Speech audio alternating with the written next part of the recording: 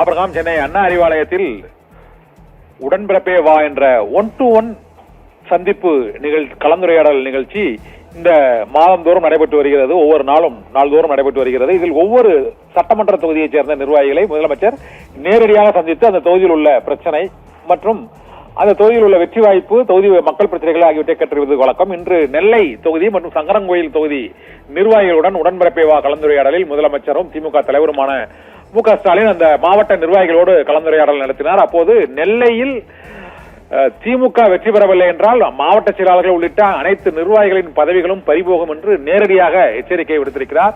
ஏனென்றால் திருநெல்வேலி தொகுதியானது வழக்கமாக திமுக அதிமுக வெற்றி பெறக்கூடிய தொகுதியில் 2021ஆம் ஆண்டு அதிமுகவில் இருந்து பாரதிய ஜனதா கட்சிக்கு சென்ற வேட்பாளர் நயினார் நாகேந்திரன் அந்த தொகுதியின் சட்டமன்ற உறுப்பினராக வெற்றி பெற்றார். தமிழகம் முழுவதும் பல்வேறு தொகுதிகளிலும் இன்று நெல்லை சங்கரன்கோயில் தொகுதியில் சங்கரன்கோயில் தொகுதி பாரம்பரியமாக அதிமுக வெற்றி பெறும் தொகுதி. அங்கு திமுக வெற்றி பெற்ற நிலையில் திருநெல்வேலி தொகுதியில் பாரதிய ஜனதா கட்சி வெற்றி பெற்றது திமுகவை பொறுத்தவரை ஒரு பெருத்த பின்னடைவாக கருதப்படுகிறது. கடந்த முறை திமுக ஆட்சி அமைத்த போதிலும் திருநெல்வேலியில் பாஜக வெற்றி பெற்றது அந்த கட்சியின் ஒரு பெரும் பின்னடைவாக கருதப்பட்ட நிலையில் இன்று நெல்லை சங்கரன்கோயில் தொகுதி நிர்வாகிகளின் கலந்துரையாடல் கூட்டத்தில் முதலமைச்சர் இப்போது தமிழக பாஜக தலைவராக உள்ள நயினார் நாகேந்திரன் நெல்லையில் நின்றால் அவர் தோற்கடிக்கப்பட வேண்டும், அவ்வாறு தோற்கடிக்கப்படவில்லை என்றால் திமுக தோற்றால் அங்கு மாவட்ட செயலாளர் ஒன்றிய செயலாளர் உள்ளிட்ட அனைத்து நிர்வாகிகளின் பதவியும் பறிக்கப்படும் என்று நேரடியாகவே காணொலி காட்சி மூலமாக நடைபெற்ற இந்த